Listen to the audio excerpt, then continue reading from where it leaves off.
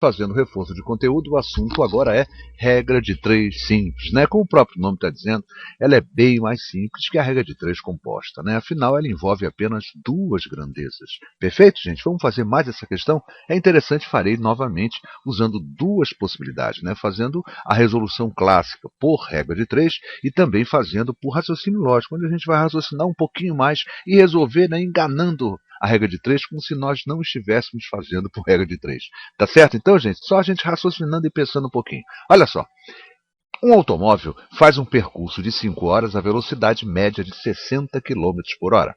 Se a velocidade fosse aumentada em 25%, quantas horas gastaria para fazer o mesmo percurso? Tá bom? 3 horas e meia, 3 horas e 20, 3 horas e 40, finalmente 4 horas, tá certo? Vamos ver qual delas será a resposta certa? Gente, vamos entender primeiro o seguinte. Se a velocidade média era de 60 km horários, não é isso? Olha, a outra velocidade, na segunda sentença, eu aumentei essa velocidade para quanto? Em 25%. Então vamos achar isso, gente? Esse aumento de 25%, qual é a nova velocidade? Olha só, eu chamei aqui de V2, então eu tenho o quê? É 60 km por hora mais 25% de 60 km por hora. Isso daria quanto? Ó, 60 km mais 25 por 100. Não é isso? Ó, 25% se transforma em 25 por 100 de quem? De 60. A gente sabe que esse D vai virar vezes, né? Vezes 60. Perfeito? Vamos simplificar aqui, ó. 25 sobre 100, posso dividir ambos por 25, eu terei 1/4 de 60. 1/4 de 60, a quarta parte de 60. É só dividir o 60 por 4, ou então simplificar. Isso dá 15. Ou seja, 60 mais 15, 75 km horários. O que é isso, então?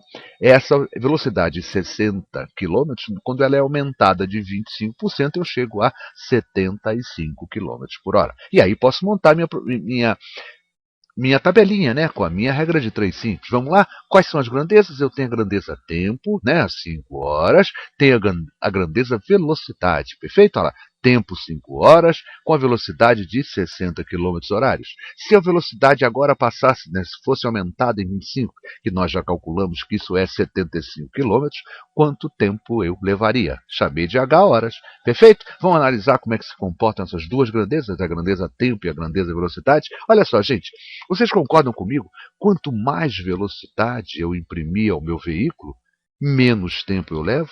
Então, olha só, aumenta a velocidade, né? Eu vou andar mais rápido, aumenta a velocidade, eu vou diminuir o tempo. Então, o aumento de uma grandeza, quando equivale à diminuição da outra, eu tenho caracteristicamente duas grandezas que são inversamente proporcionais. Por quê? Repetindo, se aumentar a velocidade vai diminuir o tempo, peraí, essas grandezas são inversamente proporcionais. E o que isso muda no meu raciocínio da regra de 3?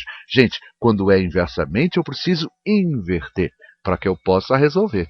Eu preciso inverter para que eu possa resolver. Vamos refazer, ó.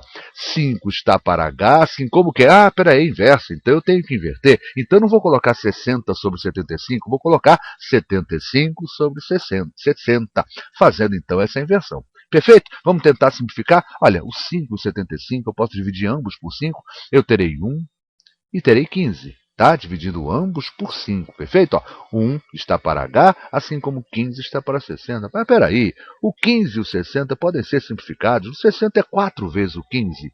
Não é isso? Vamos dividir ambos por 15, eu terei 1 está para H, assim como 1 está para 4. E aí não tem mais como simplificar. H vezes 1 dá H, 4 vezes 1 dá 4, H é 4 horas. Quer dizer, se eu aumentar a minha velocidade em 25%, o meu tempo vai diminuir 1 hora. Perfeito, gente? Olha lá. 4 era de 5 horas, agora vai ser quanto? 4 horas. Perfeito? Entendeu a coerência? Quer dizer, eu aumentei a velocidade e o tempo ele diminuiu. Por isso que são grandezas inversamente proporcionais. E agora, deixa eu fazer com vocês. Então já vimos que a resposta certa está na letra D, 4 horas, perfeito? Agora deixa eu fazer isso. Vou raciocinar um pouquinho, gente. Só pensar um pouquinho. Muitas vezes na matemática, a gente pensando e raciocinando, a gente resolve uma série de problemas de uma forma muito mais tranquila, muito mais fácil, porque a gente está compreendendo, está com o pé no chão. Quer ver só que interessante?